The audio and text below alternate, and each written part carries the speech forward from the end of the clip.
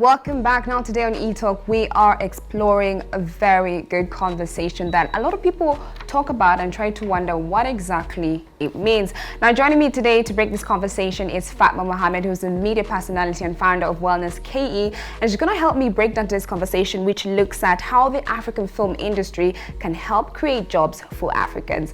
Thank you so much for joining me today. Thank you so much for having me, Brenda. I'm super excited to get to know your perspective, being someone who's been in the media for such a long time. Just get to know what you think about this particular topic. But before we jump into that, I wanted to get to know you're the founder of Wellnesske. Yes. You could tell me a little bit about that. Okay, well, Wellnesske is a platform that is for everyone. What Wellnesske aims at is to ensure that every single person gets to understand what wellness really is.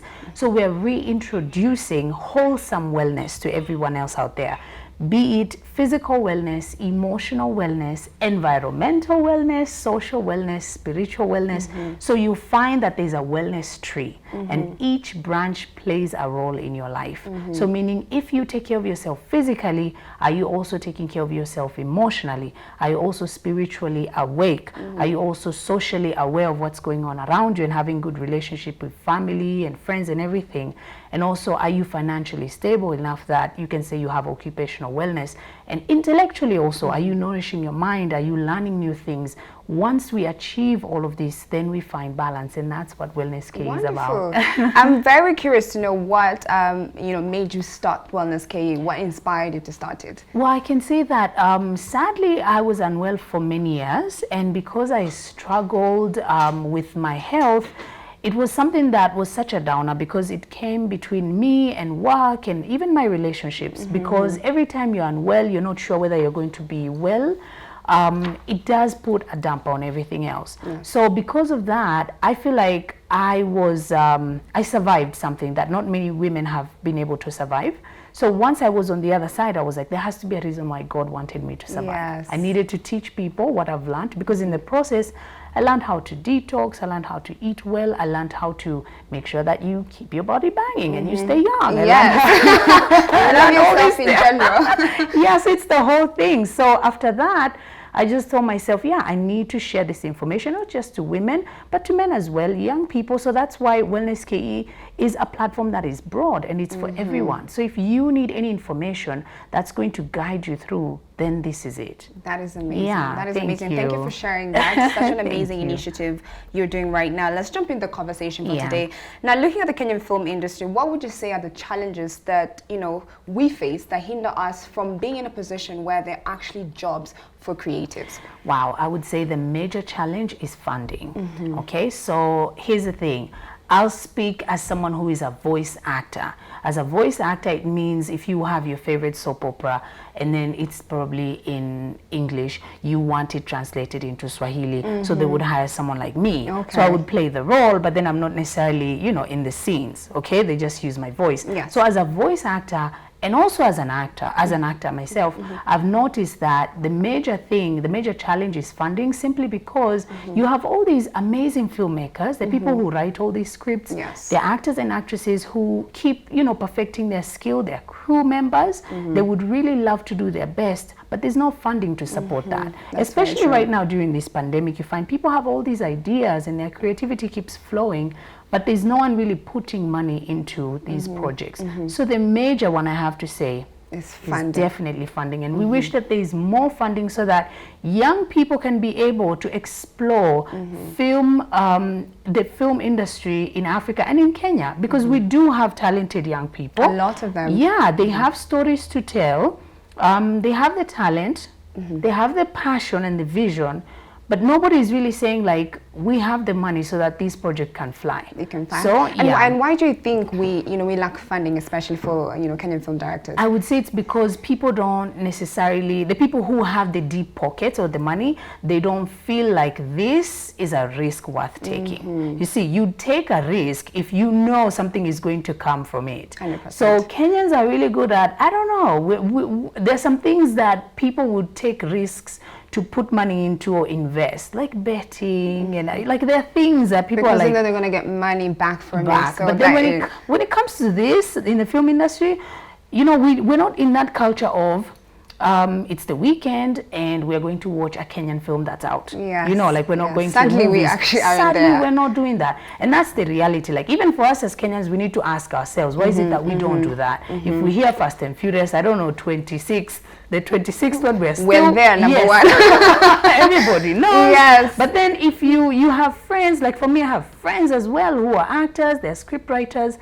And I really feel like all these people are amazing. They want to tell their stories, but nobody really has gotten into that culture of really watching what they're going to put out there. Very so true. just because of that, the people who would, you know, like those who would probably put in funding, they don't necessarily see that there'll be a return. They don't see the return. They don't believe in the They work. don't believe in it. So they wouldn't even invest in it. And having, pointed out some of the issues that are hindering us from moving forward and having, job opportunities in the film industry, do you think looking at Kenya will ever get to a point where we have maybe 100 or 200 individuals being hired in the creative space? I think it's possible because, again, I would say for me, I'm an optimistic person. So I would say it is possible.